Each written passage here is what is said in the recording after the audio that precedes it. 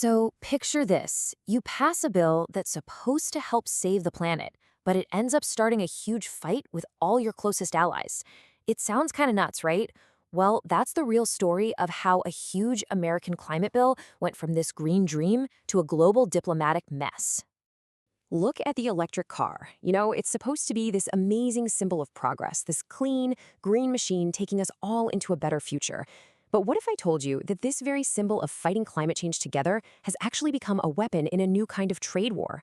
Because that's exactly what's going on, and it's pitting the United States against its friends in Europe and Asia.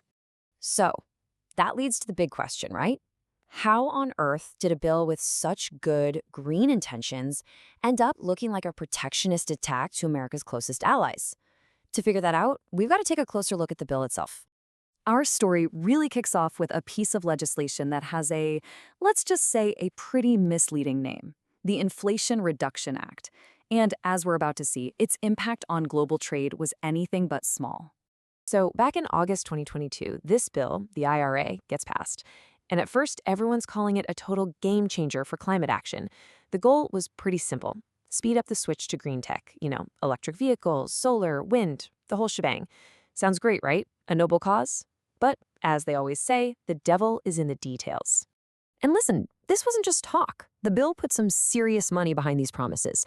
We're talking a staggering $370 billion in government support. But, and this is the catch that lit the fuse, all that money was specifically for one place: North America. Okay, so how did this America First, or North America First, focus cause such a massive uproar? Well, the answer is hiding in one very specific and very generous subsidy for electric vehicles. This is where a green policy really started to look like old-school protectionism. The law dangled this really tempting offer in front of American car buyers: a tax credit of up to $7,500 for a new EV. I mean, that's a serious discount and a pretty powerful reason to finally ditch your gas car. But you knew it was coming. There was a catch, a huge one. To get that money, your new EV had to be, for all intents and purposes, made in North America. The car had to be put together here, the battery parts had to come from here, and it was these made in North America rules that sent absolute shockwaves through the global auto industry. And the reaction? Oh, it was fast and it was not friendly. French President Emmanuel Macron did not hold back at all. He called the bill a killer for our industry. All of a sudden, automakers in Europe and Asia who couldn't meet those strict rules were at a huge disadvantage trying to sell their cars in the US market. Now, this whole subsidy thing might seem like some new strategy, but it's really just the latest tool from a very old toolbox. Governments have been trying to tip the scales of global trade in their favor for centuries. So to really get what's happening, we need to open up that toolbox and see what else is in there. All right, first up, we have the oldest and probably most famous tool in the book: tariffs. So, to put it simply, an import tariff is just a tax that gets slapped on foreign goods when they come into the country. The whole point is to make the imported stuff more expensive, which, in theory, helps your own domestic companies compete. And, of course, the government gets to pocket that tax revenue. But here's the thing about tariffs. There's always a trade-off.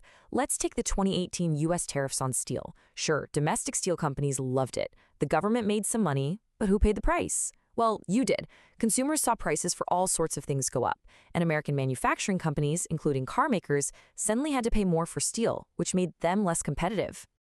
Next up is a tool that's a bit more direct, and you could argue a lot more aggressive: the export ban. This one is pretty much what it sounds like. A government just says, nope, you can't sell that product to other countries. Usually, the official reason is something like national security or making sure there's enough of something important for people at home. But just like tariffs, these bans can seriously backfire. When the US banned companies from selling microprocessors to the Chinese tech giant Huawei, it didn't just hurt Huawei. It also slammed the American suppliers. A company like Qualcomm, for example, saw its market share in China get cut almost in half in just 1 year. So this all leads to a really important question. If these tools have such obvious and significant downsides, why do governments keep using them? Let's break down the motives versus what actually ends up happening. Well, the political arguments are always pretty convincing. You'll hear governments say they're doing it to protect local jobs or to help grow strategic industries like green tech or to protect national security. And, on the surface, all of that sounds pretty reasonable. But the economic reality? that often tells a very, very different story. Let's go back to those steel tariffs again. Yeah, they created about 1,000 jobs in the steel industry, but because they raised costs for so many other businesses, estimates show they led to about 75,000 job losses in other manufacturing fields. 1,000 jobs gained, 75,000 lost. The math doesn't really add up. Okay, so let's bring it all back to the Inflation Reduction Act and the global mess it's created. Because this isn't just about one bill anymore, it's pointing to a massive shift in how the whole world might deal with trade from now on. What makes this whole situation so tricky, so different, is that the world's trade referee, the World Trade Organization, or WTO, is basically out of commission. Normally, Europe or South Korea would just file a complaint with the WTO.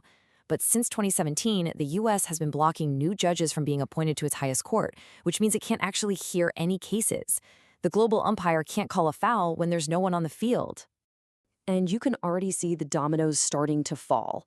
In response to the US law, the European Union is now talking about relaxing its own rules to dish out more subsidies. South Korea is looking at doing something similar for its own EV market. We might be at the very beginning of a global subsidy war, where it's every country for itself. And that leaves us with a really big and kind of scary final question. For the last few decades, the world has generally been moving toward freer trade, with rules and organizations to keep things fair. But now, with the referees sidelined and the world's biggest economies adopting this me-first attitude, what happens to the global economy? That's the question that's going to define international politics for years to come.